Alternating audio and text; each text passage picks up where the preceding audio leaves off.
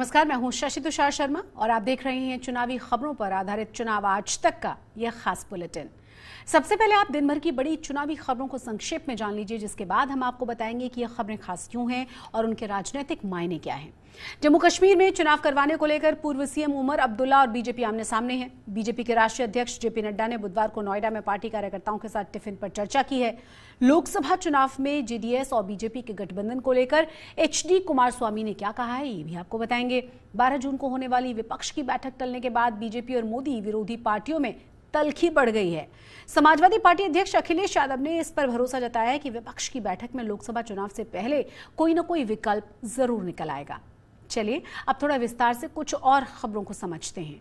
जम्मू कश्मीर के पूर्व मुख्यमंत्री और नेशनल कॉन्फ्रेंस के उपाध्यक्ष उमर अब्दुल्ला ने प्रदेश में चुनाव न करवाने को लेकर इलेक्शन कमीशन पर करारा हमला बोला है। उन्होंने कहा कि चुनाव जम्मू कश्मीर की जनता का हक है और आयोग को इसका जवाब देना चाहिए। यदि अधिकार छीनकर उन्हें संतुष्टि मिलती है तो करें।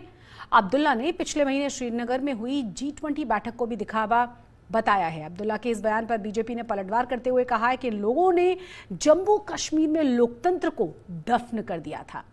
सुनिए उमर अब्दुल्ला ने कहा इलेक्शन हमारा हक है। अगर ये जम्मू कश्मीर के लोगों का हक छीनना चाहते हैं और इनको हमारा हक छीन के कोई बहुत बड़ी तसल्ली मिलती है तो करें। हम अब हमारी भी थोड़ी बहुत सेल्फ रिस्पेक्ट है, इज्जत है, हम इनके सामने घुटने नहीं टेकेंगे। कौन अधिकार छीन रहा है? कौन जम्मू कश्मीर में चुनाव का बायकॉट कराता था? बायकॉट की राजनीति के माध्यम से सत्ता में कौन पहुंचता था? अलगवादियों की राजनीति को किसने बल दिया? उमर अब्दुल्ला जी, आपको समझना पड़ेगा, देश के अंदर लोकतंत्र है और जम्मू कश्मीर की जनता के मन में लोकतंत्र पर विश्वास बढ़ा है। अब्दुल्ला, मुफ्ती और गांधी नेहरू परिवार ने जम्मू कश्मीर में लोकतंत्र को दफन कर दिया था। लोगों का उस पर विश्वास उठ गया था। बीजेपी के राष्ट्रीय अध्यक्ष जेपी नड्डा ने बुधवार को नोएडा में पार्टी के कार्यकर्ताओं के साथ टिफिन बैठक की है। बीजेपी की टिफिन बैठक आगामी लोकसभा चुनावों की तैयारियों का हिस्सा है, जिसके जरिए पार्टी के नेता और कार्यकर्ता अपने अपने घरों से टिफिन लेकर आते हैं और एक दूसरे के साथ शेयर करके खाते हैं। इसके माध्यम से बीजेपी ने सामाजिक समरसता का संदेश भी दिया है और बीजेपी अलग अलग स्थानों पर इस तरह के आयोजन 2024 से पहले अपने कार्यकर्ताओं को जीत का मंत्र देने के लिए करती रहेगी। नड्डा ने इस दौरान कहा कि टिफिन बैठकें बीजेपी की कार्यशैली का हिस्सा बन चुकी हैं, जिसमें पार्टी को मजबूत करने के तौर पर चर्चा की जाती है। सुनिए जेपी नड्डा ने और क्या कहा। यह एक लगातार प्रक्रिया है।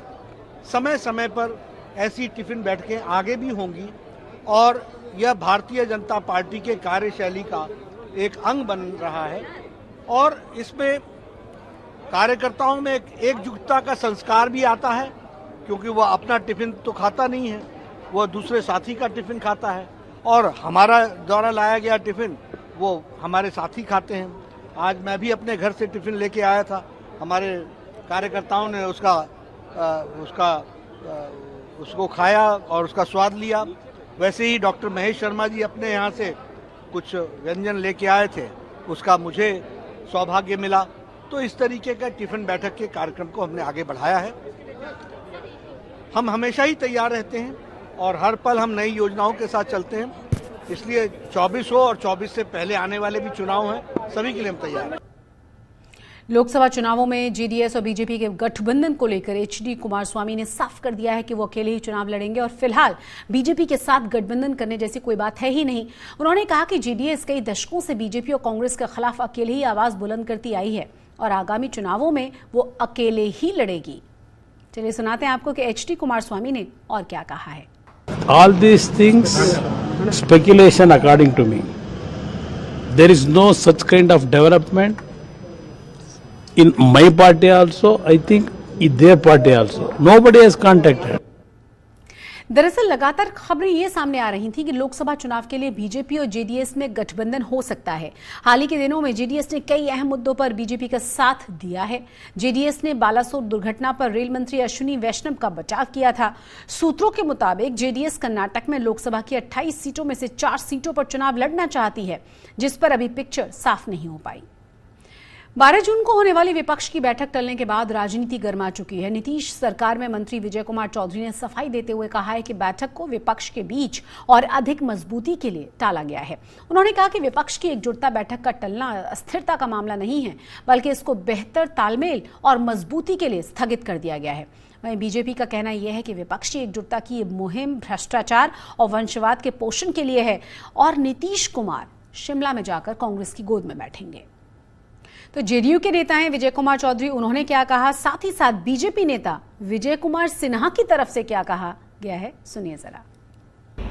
बैठक जो स्थगित हुई है, ये अस्थिरता के न अस्थिरता का द्योतक है और न इससे अस्थिरता का कोई मतलब झलक मिलता है। ये और मजबूती से बैठक करने के लिए ये स्थगित हुई है, क्योंकि 2-3 जो मुख्य भाग लेने वाले थे उनको उस तिथि को थोड़ी परेशानी थी। देखिए, विपक्षी दलों की बैठक ने हमने पहले भी कहा, ये बिहार के जिनके नेतृत्व में ये कार्य शुरू हुआ है, ये तमाम भ्रष्टाचारियों को पहले बिहार में एकजुट किए, अब देश में एकजुट करने जा रहे हैं। आज 7 पार्टी तो ऑलरेडी बिहार में एकजुट है, 2-4-5 पार्टी को खोज रहे हैं कि कौन कौन भ्रष्टाचार से अकुत संपत्ति कमाया है, परिवारवाद वंशवाद का कौन कौन पोषक है, उन तमाम लोगों को एकजुट कर रहे हैं। समाजवादी पार्टी अध्यक्ष अखिलेश यादव ने इस पर भरोसा जताया है कि विपक्ष की बैठक में लोकसभा चुनाव से पहले कोई न कोई विकल्प जरूर निकल आएगा। चुनाव आज तक से खास बातचीत में अखिलेश यादव ने कहा कि वो चुनाव भी लड़ेंगे और पार्टी के लिए प्रचार भी करेंगे। 2024 में बीजेपी को हराने के लिए अखिलेश हर मुमकिन कोशिश कर रहे हैं। उन्होंने पार्टी कैडर को प्रशिक्षण देने के साथ साथ सामाजिक न्याय और जातिगत मुद्दों को धार देने की रणनीति बनाई है। चलिए अब आपको सुनाते हैं कि अखिलेश यादव ने इस बारे में और क्या कहा है। 12 तारीख का कार्यक्रम स्थगित हुआ है। जब कभी 12 के बाद कार्यक्रम होगा मैं जाऊंगा बिहार, और इस कार्यक्रम में क्या रूपरेखा होगी या क्या बातचीत होगी ये कह पाना मुश्किल है, लेकिन जो दिखाई दे रहा है, दिल्ली की सरकार अधिकारों को छीन रही है। अगर किसी चुनी हुई सरकार के अधिकार छीने जाएंगे तो उस पर तो विपक्ष को एक होना पड़ेगा। अखिलेश यादव चुनाव लड़ेंगे या चुनाव का प्रचार करेंगे लोकसभा? देखिए, दोनों काम होंगे, और राजनीति में क्यों खाली बैठना, लगातार काम करते रहना, यही हम लोग ने सीखा और इसी रास्ते पर रहेंगे। तो चुनावी खबरों पर हमारी इस खास पेशकश में आज के लिए बस इतना ही। चुनावी खबरों से जुड़े हर अपडेट के लिए आप जुड़े रहिए चुनाव आज तक के साथ। और अगर चैनल को अभी तक आपने सब्सक्राइब नहीं किया तो सब्सक्राइब जरूर कर दीजिए। नमस्कार।